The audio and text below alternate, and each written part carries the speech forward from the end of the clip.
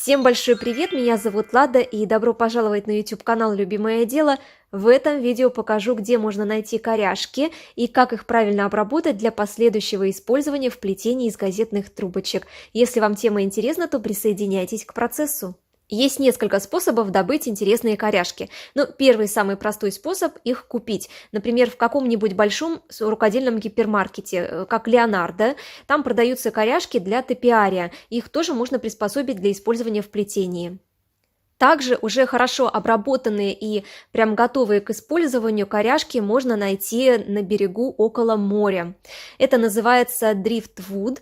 Эти коряжки уже обработаны соленой водой, там нет жучков и там они уже не заведутся. Такие коряжки бывают очень необычные формы, интересные, их также можно приспособить в качестве ручки или в качестве декора к плетеному изделию. Еще один интересный способ добыть коряжку – это сделать ее своими руками. Как я делала коряжки вот для этих корзин. Они сделаны из газетных трубочек, и у меня есть отдельное видео по их изготовлению. Обязательно посмотрите, ссылку оставляю вверху видео в подсказках и в описании.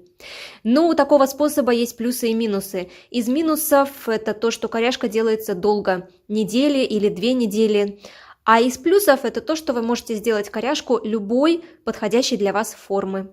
Ну и третий способ – это найти сами коряжки в лесу, ну или в том месте, где они в принципе могут быть. Какой-нибудь парк или то место, где много деревьев и коряжки могут валяться под этими деревьями. Этот способ более затратный, потому как, во-первых, нужно найти такое место, нужно туда съездить и выделить время для того, чтобы поискать эти самые коряжки, потому что бывает так, что в один день ходишь и никакие коряжки не попадаются, а в другой день тебе попадается очень много всяких интересных вариантов коряжек.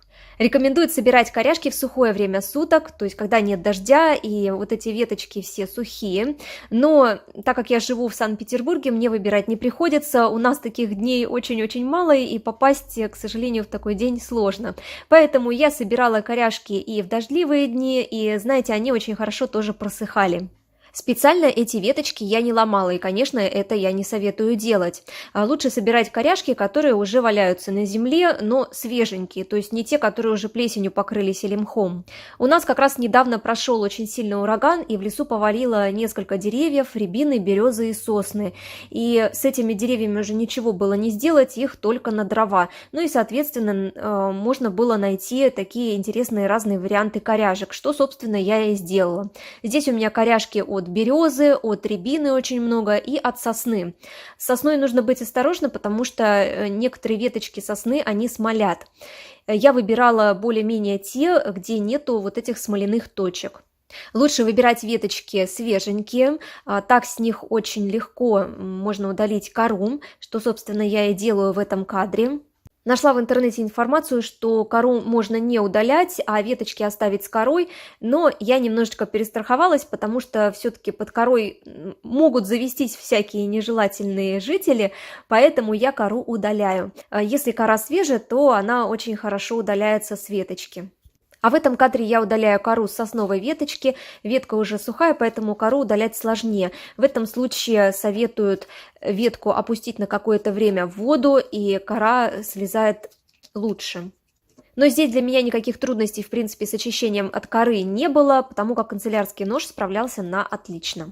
После того, как я почистила коряжки от коры, я их высушиваю. Особенно это нужно тем коряжкам, которые были собраны в сырую погоду. Они все сырые внутри, вот чтобы не было плесени, грибков на них. Их нужно очень хорошо высушить. В идеале сушить их в тени, в теплом помещении, которое проветриваемое помещение. Я их определила на балконе, здесь у меня они отлично высохли, некоторые коряжки высохли очень быстро, за неделю, некоторым потребовалось около 2 недель. Далее, когда веточка полностью очищена от коры, я большим острым ножом срезаю всякие выпуклые части с веточки, заусенцы, чтобы веточка у меня получилась гладкой. Вот как раз в этом кадре показываю, как очищаю коряжку от ненужных сучков, которые торчат в ненужных местах. И предупреждаю, что работать с ножом нужно аккуратно, будьте внимательны в этом деле. Ну вот разные выпуклости и сучки у нас удалены. Сейчас мы переходим к интересному этапу обработки коряжки. Это шлифовки от всяких неровностей, для того, чтобы впоследствии коряжка у нас получилась гладенькой. Для шлифовки я очень надеюсь, что этот процесс я правильно называю, ибо у меня с этим небольшие проблемы. Я беру лист наждачной бумаги, ее покупаю в строительном магазине, здесь абразивность 180 грит, отрезаю небольшой кусочек для удобства. Осматриваю готовые коряжки, смотрю, где в каких местах требуется больше шлифовки и приступаю к процессу. Шлифовка нужна не только в местах удаления всяких выпуклостей и сучков, чтобы загладить эти моменты, но и также посредством шлифовки можно удалить тонкий слой коры, если это необходимо, например, как в этой веточке, и можно всю поверхность загладить, чтобы она была приятная на ощупь, чтобы не было никаких заусенцев. Этап шлифовки мне очень-очень нравится. Мне интересно наблюдать, как преображается коряжка, но предупреждаю, что этот этап очень пыльный. Пыли много, поэтому если у вас какая-то реакция на пыль, аллергия, то лучше это все делать в маске. Вот такая коряжка получается. За камерой ее отдала мужу, чтобы он отпилил все ненужные места.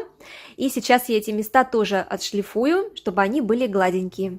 Да, кстати, здесь, чтобы процесс у меня быстрее пошел, я взяла наждачку более высокой абразивности, около 240 или 280 грит. Честно, не помню, упаковки у меня уже не сохранилось, но она очень хорошо шлифует, процесс быстрее идет, но шлифует достаточно грубо.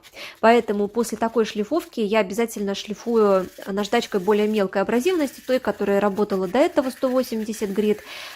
Там получается более гладкая поверхность с ней.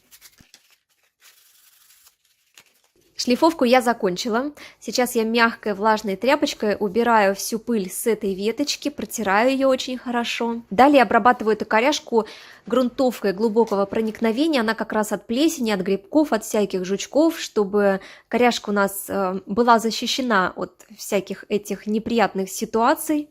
Эту грунтовку я как раз купила для грунтовки больших корзин, ну и здесь в этом деле она тоже пригодится. Наливаю ее немного в стаканчик и кисточкой размазываю по вот этой коряжке. Грунтовка хорошо впитывается, и затем перехожу к следующему этапу. Перед следующим этапом, после грунтовки, я очень хорошо высушиваю коряжку и затем приступаю к ее покраске. Мне нужна коряжка темного цвета, для покраски я беру водную морилку цвета палисандр и кисточкой крашу эту коряжку. Если вам нужно оставить натуральный цвет коряжки, то красить коряжку не надо ничем. То есть после этапа грунтовки вы просто лакируете коряжку и все, и она готова к использованию. Я крашу коряжку 2 раза, чтобы она была у меня потемнее, потому что первый слой он как-то очень хорошо впитался и коряжка осталась светлой. Ну и вторым слоем также крашу, излишки убираю салфеткой, высушиваю ее очень хорошо. И последний этап обработки коряжки – это ее лакировка.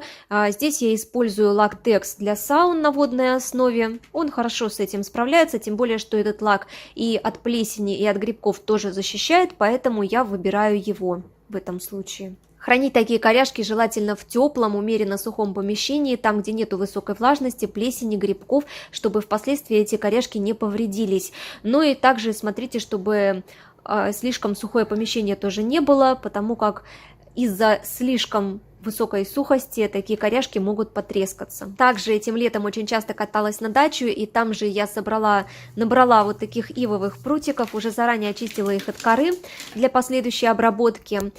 Такие прутики очень хороши для основы для ручек в корзинах. Также их можно использовать и в качестве самих ручек к корзинам.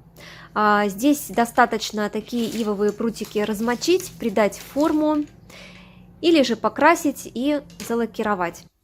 Эти все моменты я собираюсь очень подробно рассказывать в новых мастер-классах, которые будут выходить на канале, поэтому если вы хотите получать уведомления о выходе новых видеоидей, то обязательно жмите на колокольчик рядом с кнопкой «Подписаться».